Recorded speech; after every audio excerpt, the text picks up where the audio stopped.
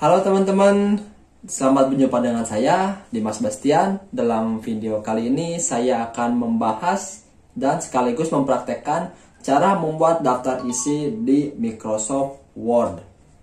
Nah, daftar isi adalah sebuah halaman atau bagian di awal sebuah dokumen atau buku yang menyajikan rangkuman atau indeks dari isi atau bab-bab yang terkandung dalam buku atau dokumen tersebut. Nah, dalam layar kalian ini ada makalah saya yang berjudul makalah nilai-nilai anti korupsi. Di dalam makalah ini adalah makalah kelompok saya yang kami susun untuk memenuhi salah satu tugas mata kuliah pendidikan anti korupsi. Nah, demi kepentingan video tutorial ini, maka saya sebenarnya ini makalahnya udah beres, kami udah mendapatkan nilai dan sudah mendapatkan ACC penilaian. Nah, untuk kepentingan tutorial video ini, saya akan membuang dulu satu bagian, yaitu daftar isi.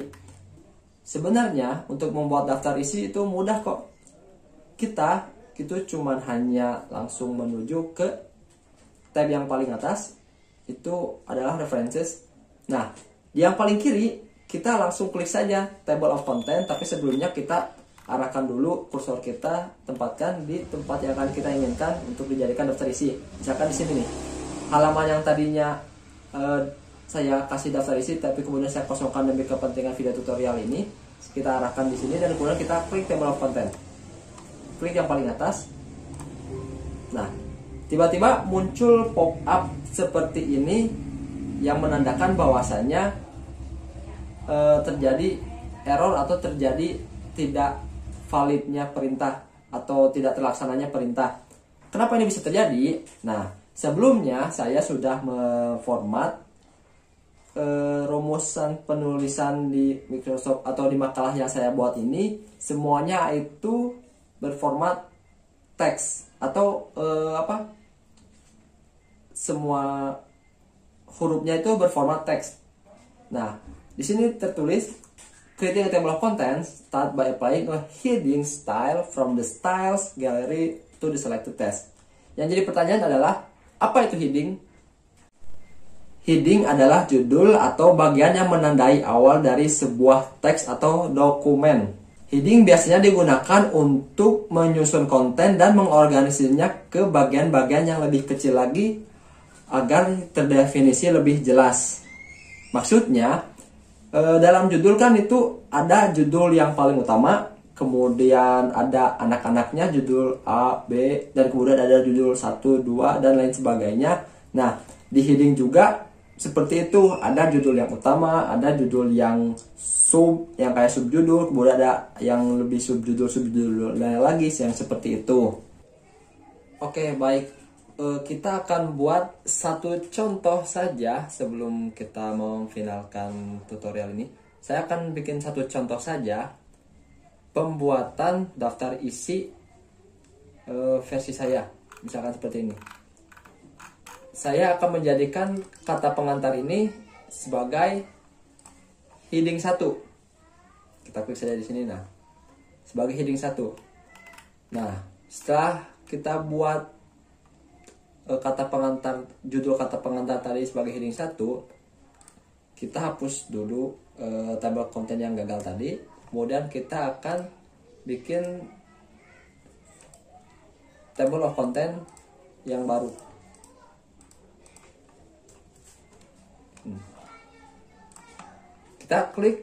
Kita menuju ke referensi dan kemudian klik table of content tadi. Misalkan seperti yang paling atas. Nah, ini adalah salah satu contoh penggunaan heading di daftar isi di table of content. Kenapa bisa terjadi demikian? Karena heading adalah untuk menandai suatu judul, tingkatan judul, apakah ini judul utama, apakah ini subjudul, dan lain sebagainya untuk kita masukkan di daftar isi. Nah, ketika kita sudah membuat suatu tutorial seperti ini, kita bisa memulainya dengan judul-judul yang lain yang belum kita jadikan heading. Nah, Tadi kata pengantar sudah kita jadikan heading, kemudian daftar isi kita jadikan heading pula. Kemudian bab 1 pendahuluan kita jadikan heading lagi. Seperti ini. Nah, kita jadikan bab 2 kajian teori menjadi heading.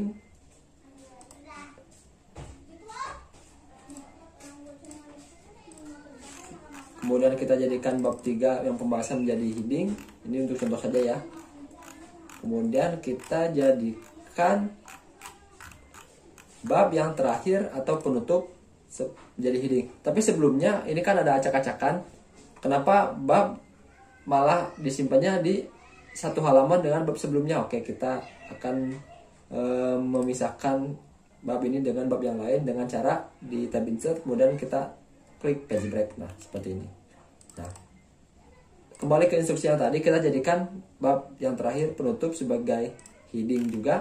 Dan kemudian yang paling bawah ini ada daftar pustaka, kita jadikan heading pula. Kita kembali ke table of content tadi yang paling atas dan kita lihat hasilnya. Daripada kita capek-capek untuk menghapus lagi data isi yang sementara yang tadi kita buat, yang tadi saya buat, kita cukup mengupdate table dan kemudian klik yang kedua, update entire table.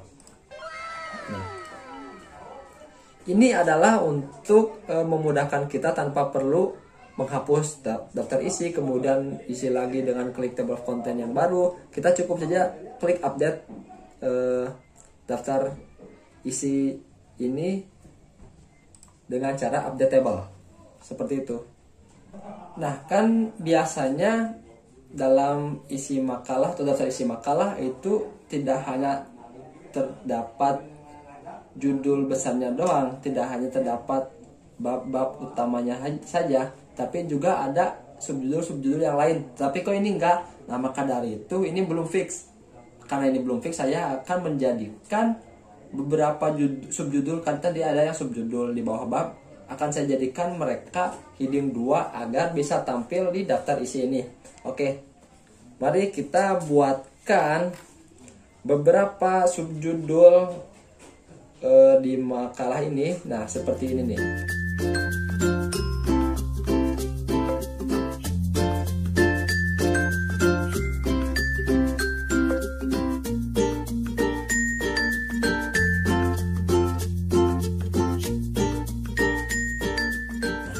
Kita kembali ke laptop, kita kembali ke daftar isi.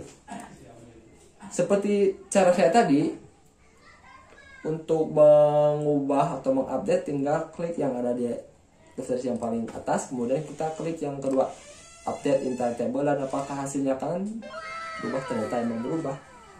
Nah, jadi kan seperti ini. Kita zoom out agar bisa terlihat. Oh, terlalu kebanyakan. Nah, untuk langkah final, ini konten kayaknya agak cukup mengganggu, kita hapus saja. Oh, bukan. Nah, seperti ini. Nah, jadi deh daftar isi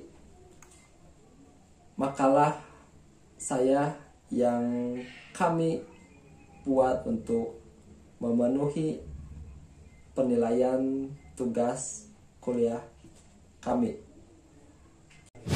Ya, mungkin itu sekian tutorial daftar isi dari saya. Ya, cuma daftar isi aja kok, nggak ribet, cuman ke references, kemudian klik table of content, dan apabila makalah kalian ada heading, jadi deh. Itu dia, sekian dari saya, terima kasih. Assalamualaikum warahmatullahi wabarakatuh.